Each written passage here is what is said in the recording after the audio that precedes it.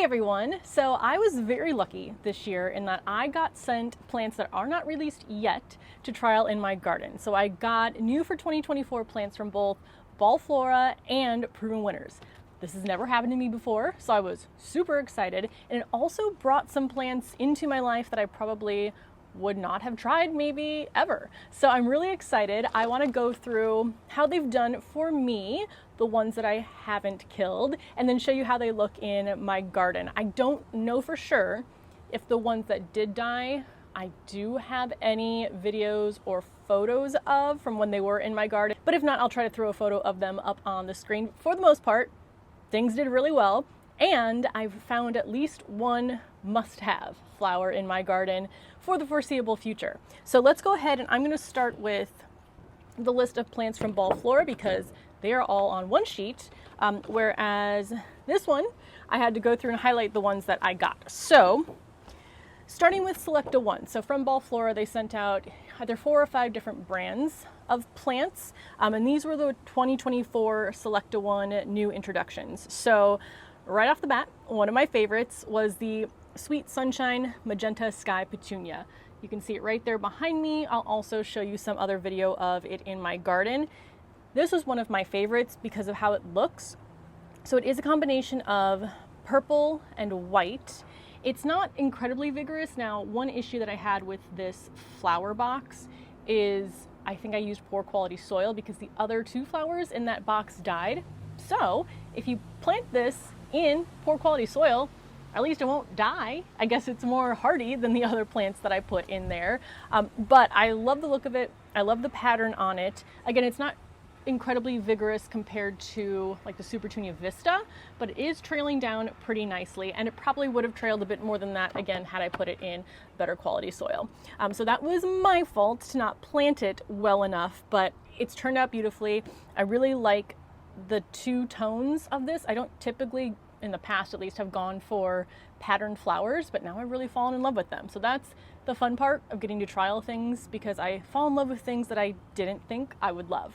So I will try to put that one on my list for next year. I wouldn't say it's a must-have for me, but I would say it's a very eager want. So I definitely want to get it. I won't be crushed if I can't get my hands on it, but I really did love it. The next one I got was Trixie Romance in Bloom, which is one that died. So that was also in that same flower box. It could not handle the poor drain, poor quality soil. So this one too was also a combination. There were actually 3 different plants in it. It was a Calibrachoa. Well, it was the mini famous Neo Salmon Pink Plus I Calibrachoa, Headliner Strawberry Sky Petunia, and Blues Red Verbena.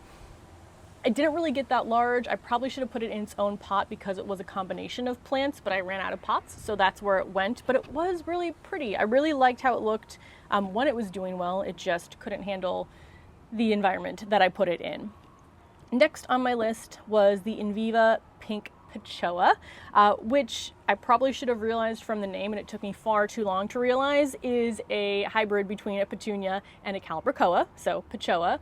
That is right here. I'm really impressed with this one. I love the color of it. It's a very bold, like neon fuchsia color, and it was originally planted down on my front stairs, which is part shade, but I kind of wanted to see how it would do. It did not do well in part shade environments. It really does need full sun. It was very leggy, not a lot of blooms, so I cut it way back, like more than half of the plant I cut off. There was absolutely no blooms on it, and within a week it was all full blooms again.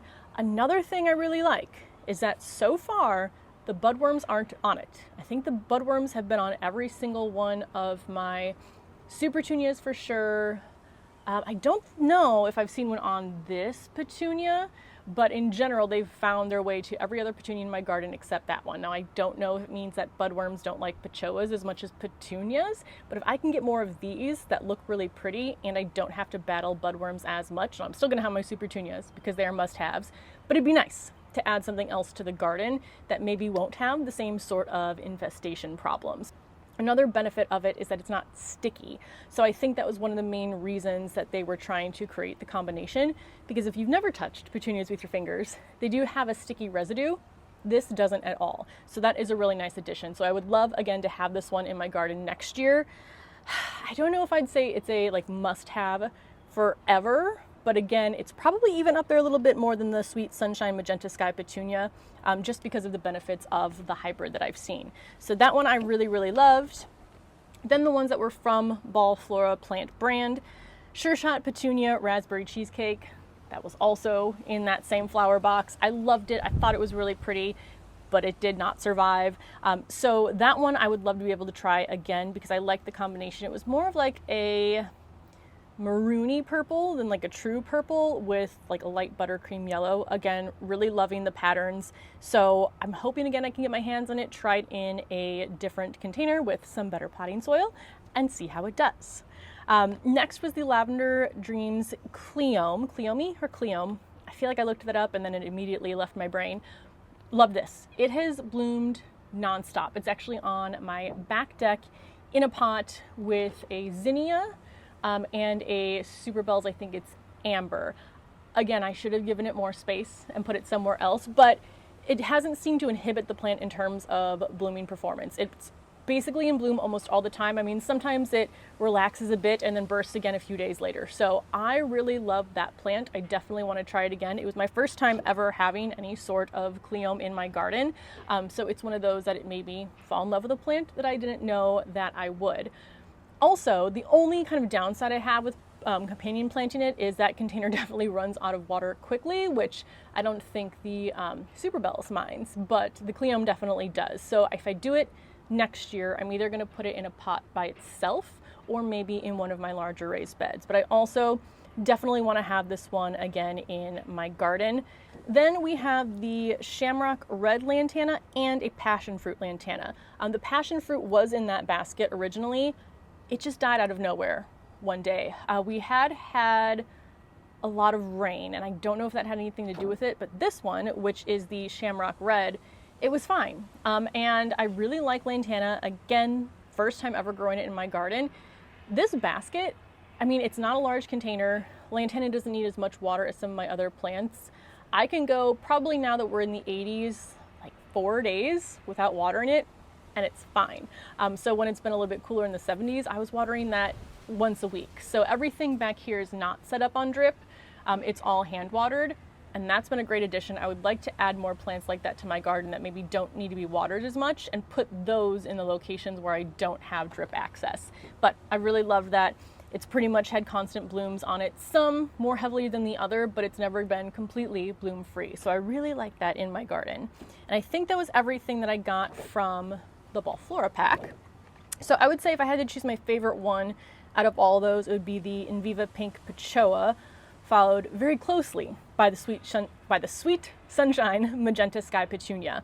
But I will be on the lookout for those again next year. Now, onto the Proven Winners catalog. So I went through and I highlighted the ones in here that I had because this has everything for 2024. So, this one I loved and it got taken over by petunias. It was the Double Delight Apple Blossom Begonia. I should have planted this in my front pots downstairs because it is part sun and it was so pretty. So I had it in pots on my back that had a Super Bells and a Wave Petunia, and it looked beautiful when everything was still small, but the Wave Petunia took over. So that's a lesson to myself to plant the Wave Petunia in its own container. But it was so pretty. The flowers were beautiful. I need to figure out if I have a photo or video of this or not. Again, if not, I'll try to put an image of it on the screen. I absolutely loved the begonia flowers. So this is one that I want to get again. I've really fallen in love with begonias again for my front stairs and the front parkway. So if I can find this again next year, I'm going to plant it there and not next to a petunia in full sun. So that was a lesson learned.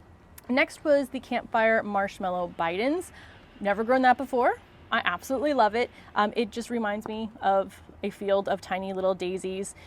It's done really well. It's on my back deck. It gets morning sun, both the front and back, except for very small parts of my garden are full sun. So it gets full morning sun. It's again been in bloom throughout the entire season, similar to maybe the lantana. Like sometimes the blooms are a little bit less full and then it flushes back, but it's never completely without blooms on it. And I don't grow very many white flowers in my garden. I think I'm gonna put more on the back deck. Up here on the front deck, I like Lisa Frank Dreams Come True, just rainbow bright colors everywhere, as many colors as possible. But I think I wanna do more pastels, more whites on the back deck. So I would love to do that one again next year. Another one that I was able to try out was the Superbells Double Redstone Calibrachoa. It's actually behind me right there. In the photo here, there's more of a red flower with a very tiny yellow outline. Mine are more half and half, like the red area is smaller and there's more of the yellow. Whereas I like the look of all of the Superbells double flowers. I don't think I would do redstone again because the colors to me look like ketchup and mustard, red and yellow together. It reminds me of the McDonald's logo. I don't think red and yellow are like my favorite preferred color combination. So I really like the shape of the flowers. I don't think I'm gonna grow this one again next year, but I love you in the garden. Hello. Please don't feel bad about me insulting you, I'm sorry. Next, another Superbells was the Double Smitten Pink. This was also in the same pot with the Apple Blossom Begonia that got taken over by the Wave Petunia. I think it's still like in there somewhere, but note to self that these do not have the same vigor as a petunia. So I will put that. I loved it. I think out of all of the Superbells double, that was my favorite, but that's not true. But it was probably in my top 3 of the colors that I got. I think my favorite was the Superbells Double Vintage Coral, which is right there. I think vintage is a great way to describe it. It's kind of like a dusty coral apricot color, and that's definitely my favorite. I knew that as soon as I saw the plant that was the one I was going to love. I thought it was a hummingbird, but it's just a butterfly. Well, not just a butterfly, but it's a pretty monarch. Hello. So that one I definitely want to get for my garden next year. I would actually even maybe say Superbells Double Vintage Coral is going to be the first one on my like must-need list in my garden going forward. So what's on my must-need list right now, for example, is the Supertunia Bubblegum Vista, where I will go out the day after Mother's Day. No, not after Mother's Day. Before Mother's Day weekend, because Mother's Day weekend is really busy at the garden centers. I will go out early May before that to get all of the Supertunia Vista Bubblegums that I need, because I know I always need at least 4. So I want to make sure I have those because I know I'll be sad without them. So having said all that, I would love to add the Superbells Double Vintage Coral to my list of plants that I need to have in my garden every year. These have done really well. Again, not incredibly vigorous, but I like the look of them, especially in like one small pot, just trailing over. It just feels very romantic to me, and I love that feeling in the garden. Next is another favorite one of mine. It does say top pick in here, so it must be the favorite of a lot of people's, is the Supertunia Hoopla Vivid Orchid Petunia. So it's very similar in terms of colors to the Sweet Sunshine Petunia there. Even though this one has the word magenta in it, it's more purple than magenta, and it matches the same color scheme as the Hoopla Vivid Orchid. These performed really well for me. Budworms did find them, so they're not looking incredibly great currently, but they have looked great in the past. I've trimmed them a couple times. I've been treating them for the budworms, so I hope that they bounce back. But again, didn't expect to love patterned flowers, and I really love this one. I think I've mentioned this before, and I don't know if it'll be too much, but I would like to try putting the Supertunia Hoopla Vivid Orchid in a same container as the magenta, what is it? Sweet Sunshine Magenta Sky Petunia, just because they are the same colors, but again, it might be too matchy-matchy, but that's okay with me. The vigor of the Supertunia Hoopla Vivid Orchid, it was good. It kind of covered the whole pot, but I wouldn't say it's quite as vigorous as Bubblegum. I don't know if they're rated. So the Supertunia Hoopla Vivid Orchid is rated a vigor 3. I'm not sure what vigor Bubblegum is rated. I'm going to assume that it's higher, but it covered like a small pot nicely. It had a nice mound to it, and I like that. I don't need everything to be completely crazy in my garden and taking over, because I feel like I can companion plant that petunia with other plants, and it won't completely overwhelm the other plants in the same container. So I do like that one. I don't know if it's on my like 100% need forever, but I would like to try it again next year. Next, I did get a Supertunia Mini Vista Ultramarine. I feel like it was fine. The color was a deep purple, which I did like. I don't have a lot of deep purple in my garden. I put it in the bed with my wildflower seed mix, and both that Supertunia, the Ultramarine Mini Vista, and then I think it's a Jazzberry I have in the corner, didn't grow as vigorous as they normally do. So I expect that this one would be a little bit more vigorous if it wasn't in the wildflower mix. I think there's just too much competition happening in there.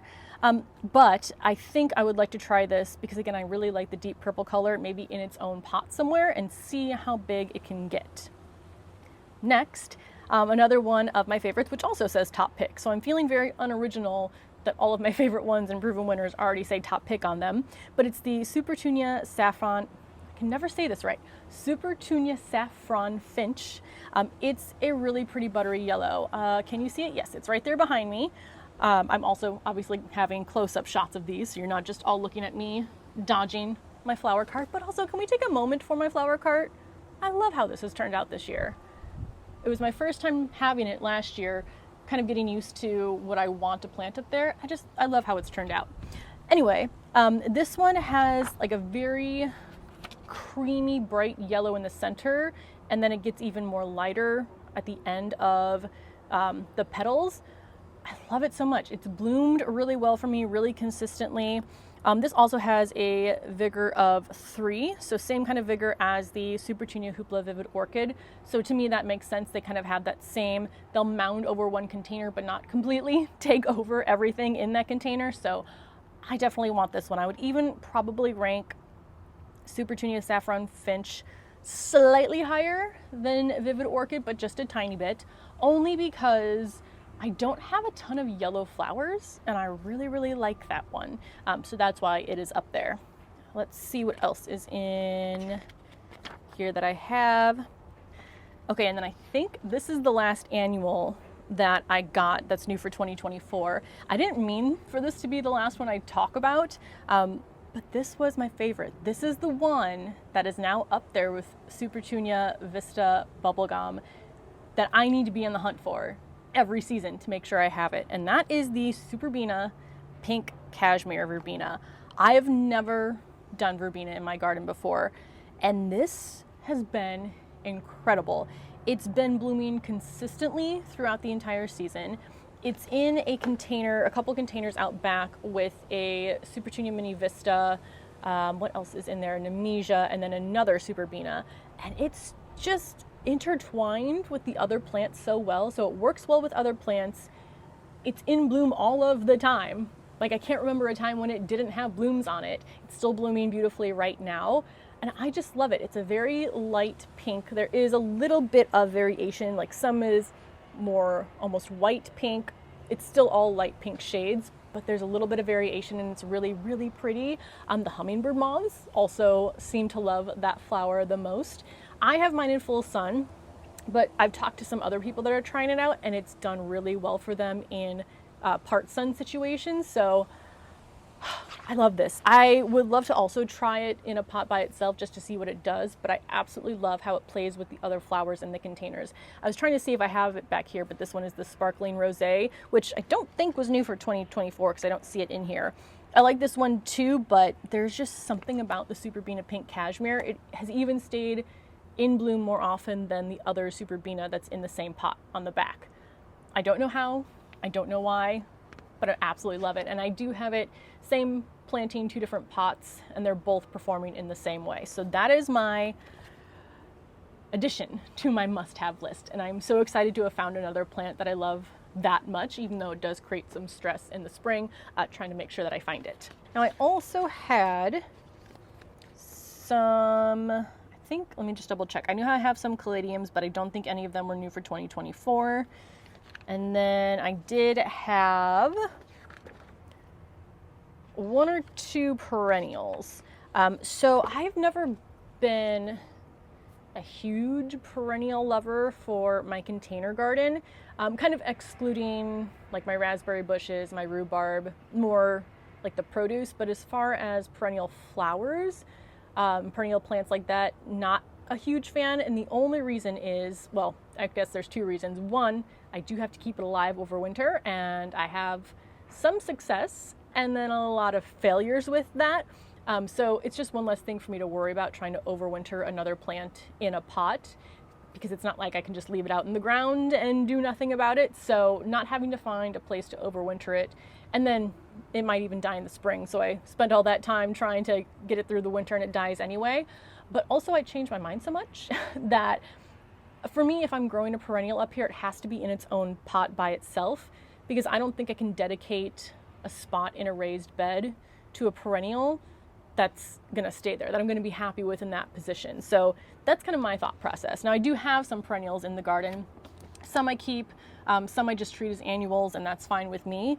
But I've been really impressed with the Rock and Grow Midnight Velvet Sedum. It came to me really, really tiny, and I wasn't sure how quickly it would grow in 1 year, but it's almost filled up the pot that it's in. It says here that it will get 22 to 26 inches high and 30 to 32 inches spread. So it's definitely not at its maximum right now. And it is also zones 3 through 9. So we are zone 6A. Sometimes people don't believe me that Chicago is zone 6A. It is. Check on the USDA site, probably because of the lake effect from Lake Michigan. But I still like to go down to zone 3 for anything I'm overwintering. I mean, I have some that are zone 4, but if I'm being extra safe, I like to go down to zone 3, just because it gives me an extra added layer of protection. So this one's zone 3. It'll be darker in full sun, which is where I have it, but it's just so cool to me. I really do enjoy plants that have no green on them. I mean, I like green plants too, but all the stems and leaves are like a really beautiful dark purple color, maroony purple color, and then the flower part of it, I guess, is more of like a reddy purplish color. So it's just really pretty. I have it in a white pot. I love that contrast. So that one I'm definitely excited to have in the garden next year. I guess the good thing about perennials is that unless you kill them, you do get to have them again next year in your garden without having to worry about hunting them down at the garden center. So yeah, Rock and Grow Midnight Velvet Sedum. I think too, I've just appreciated sedum a lot more this year than I normally do. I've noticed it more in people's gardens. I noticed a lot of really beautiful sedums at the fall horticultural customer days. There's a really pretty dusty rose one. So I think if I am going to get more perennials into my garden, sedum might be a way to go. What other perennials did I have? Oh, the Peppermint Patty Bergania. So this one, zones 4 through 9, sun or shade. I have it in kind of one of the areas that has a little bit of shade, even though it still gets a good amount of sun. So it's definitely more of a part sun situation. I love this. It did have flowers when it came to me. I guess it only flowers in spring. What does it say here? Yep, in spring when it produces large clusters of sizable flowers with pink accents. The flowers are really pretty, but I still love the foliage. It's big, round, oval-shaped leaves, which is unlike anything I have in the garden. They're a really nice, like deep, rich green color. And just to have a plant with no flowers and just the green foliage that I love that much is not normal for me, but I love the shape of those leaves.